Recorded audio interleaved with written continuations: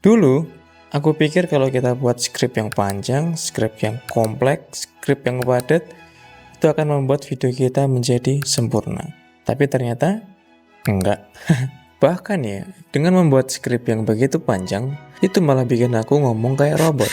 Nah, di video kali ini aku mau share kepada kalian gimana caranya aku bisa terbebas dari skrip yang panjang.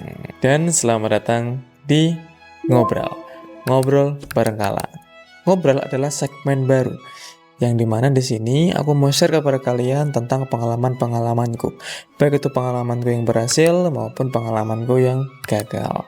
Harapannya semoga jika kalian melihat pengalamanku yang berhasil, kalian bisa mengikuti jalan yang aku tempuh. Sedangkan kalau kalian melihat pengalamanku yang gagal, kalian bisa menghindari jalan itu dan kalian bisa memilih dan juga memitigasi untuk bisa menjadi lebih sukses daripada diriku ini. That's it. Dan back to topic ya. Kita akan mulai dari akar permasalahannya, yaitu paradoks kesempurnaan. Kebanyakan para konten kreator pemula kayak aku juga itu pernah di fase ini, yaitu kita udah menulis banyak banget kalimat-kalimat terstruktur, kita udah hafalin, ternyata waktu kita pencet record kita ngeblank. Yes, bener-bener ngeblank. Mau ngomong apa aja bingung. Nah, itu bukan hal yang salah dan itu adalah hal yang wajar. Kenapa? Karena otak kita diminta untuk melakukan dua pekerjaan berat. Yaitu pertama, kita mengingat skrip yang kita buat, dan kedua, kita harus menyampaikannya secara natural mungkin. Yang mana itu adalah pekerjaan yang sangat berat untuk otak kita. Terus, aku pernah dapat semacam tips dari orang-orang yang ngomongnya lancar di depan kamera. Dia pernah bilang gini, coba deh kamu bayangin kalau kamera itu adalah manusia.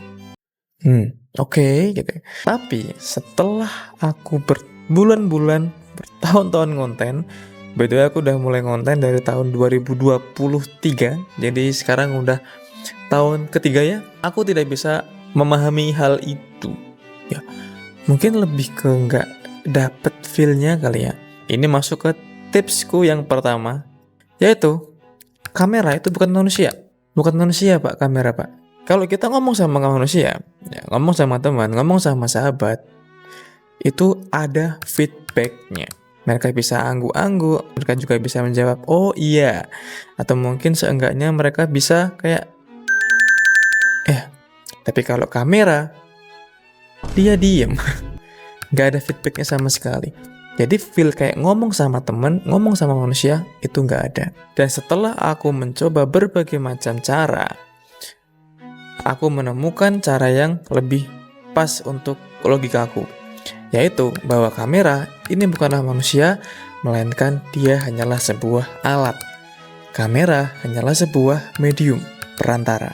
Yes, jadi untuk tips yang pertama ini, aku menamakannya adalah mind shifting ya. Karena sebenarnya gini, tujuan kita ngomong depan kamera ini adalah untuk menyampaikan apa yang kita omongkan kepada kalian para penonton.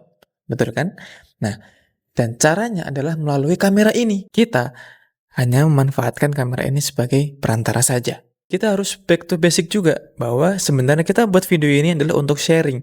Jadi dengan memikirkan kita cuma hanya sharing, kita cuma bercerita doang. Jadi otak ini tidak akan terasa terbebani, dan kita akan lebih flow dalam mengucapkan apa yang kita ingin omongin. Next, mungkin akan muncul pertanyaan ya, apakah hanya dengan memikirkan bahwa kamera ini adalah sebuah alat, itu bisa membuat lancar dalam ngomong? Tentu tidak. Terus gimana caranya agar kita tetap bisa lancar ngomong tanpa menggunakan skrip panjang? Nah, ini masuk ke tips yang kedua, yaitu kita bisa menggunakan yang namanya poin utama, atau bahasa kerennya adalah bullet points ya. Sekarang, kalau aku membuat video itu hanya pakai poin-poin seperti ini bukan skrip tapi inilah poin-poin. Jadi poin apa yang ingin aku omongkan dan ada sedikit bridgingnya dari poin A ke poin B. Jadi ini itu ibaratnya kayak peta ya. Jadi ada peta poin A ke peta poin B. Nah, poin-poin ini adalah untuk sebagai acuan aja, sebagai kita tahu, habis ini kita ke sana. Dan kita butuh satu lagi yang namanya jembatan atau penghubung. Dan jembatan atau penghubungan itu adalah otak kita. Jujur, setelah aku menggunakan cara ini, rasanya otakku bisa sedikit ter-refresh. Dan ternyata ada juga benefit dari hal ini. Jadi aku merasa lebih gampang kalau ngomong sama teman-teman di real life. Jadi mungkin mostly aku bakal sering ngomong kayak gitu ya. Nah, sekarang udah sedikit berkurang gara-gara aku menggunakan cara bullet point ini. Terus mungkin akan ada pertanyaan lagi. Apakah setelah menggunakan bullet point ini video kita jadi sempurna atau lebih baik? Tentu tidak. Ya, pasti kita ngomong masih akan sedikit ngalor ngidul. Terus gimana cara mengatasinya? Nah, caranya simple, caranya gampang, yaitu kita jangan berpaku pada kesempurnaan. Kita ini manusia, teman-teman. Jadi ya wajar kalau kita salah, wajar kalau kita ngelakuin kesalahan. Nggak ada yang masalah kok. Namanya juga manusia gitu ya. Jadi kita harus jauhkan dari rasa kesempurnaan. Kalau misalnya kita ada masih ngomong itu nggak masalah, masukin aja. Itu bagian dari proses. Dan aku telah riset juga bahwa orang-orang yang nonton kita itu bukan mencari kesempurnaan, melainkan mencari karakter kita, melihat opini kita secara real, secara tidak dibuat-buat. Jadi dengan ketiga tips itu, jujur aku bisa sedikit terbebas dari penggunaan skrip. Memang belum terlepas semuanya, tapi aku bisa menguranginya cukup signifikan.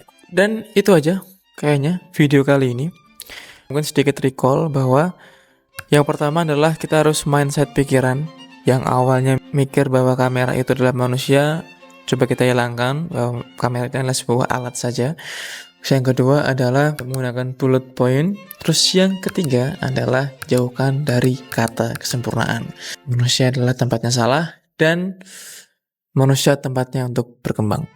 So, itu aja kayaknya video kali ini. Kalau kalian udah ngerasa capek sama skrip yang panjang, kalian bisa coba 3 tips dari gue ini. Aku kalah, orang yang sudah terbebas dari belenggu skrip yang panjang. Dan gue harap kalian setelah lihat video kali ini, kalian bisa termotivasi, kalian bisa mencoba tips-tips yang aku berikan, dan semoga pengalaman gue ini bermanfaat buat kalian. Buat kalian sehat-sehat selalu, dan jika kalian suka video ini, bisa kalian like, subscribe, dan jangan lupa buat tinggalkan di kolom komentar. Sampai jumpa di video selanjutnya. Adios. Dah.